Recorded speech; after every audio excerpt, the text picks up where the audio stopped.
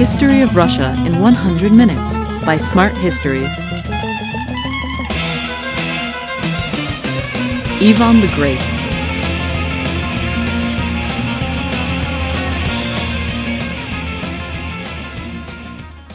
Ivan III was the gatherer of Russian lands.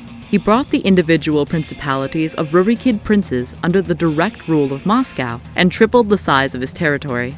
Ivan the Great laid the foundations of what later became known as the Russian state. End of Mongol rule. In 1476, Ivan refused to pay tribute to the Golden Horde and famously tore the Mongol Khan's letter to pieces.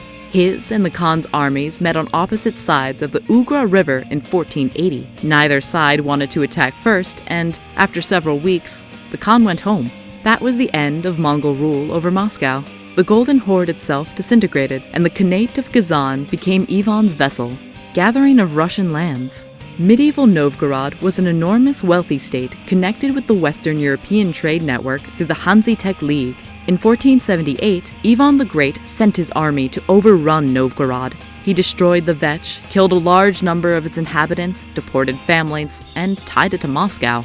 In 1497, Ivan imposed a code of laws called the Subdivnik that tied peasants more to their land. It has been interpreted as one of the first steps in the process of turning Russian peasants into serfs 100 years later. The Third Rome. In 1453, the Byzantine Empire fell to the Muslim Turks. Ivan the Great married Sophia Palaiologina, the niece of the last Byzantine emperor, Constantine XI. She brought Byzantine cultural influences to Ivan's court. Ivan the Great's court looked towards the Byzantine splendor and saw themselves as the successors of the heritage of Byzantium.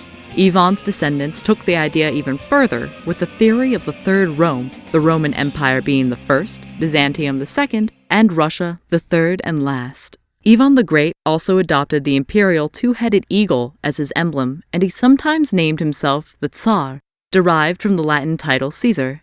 He invited top architects from southeastern Europe to turn Moscow into an imperial capital. Among others, Aristotle Fioravanti reconstructed the Moscow Kremlin, the Dormitian Cathedral, and the Annunciation Cathedral. Thank you for watching.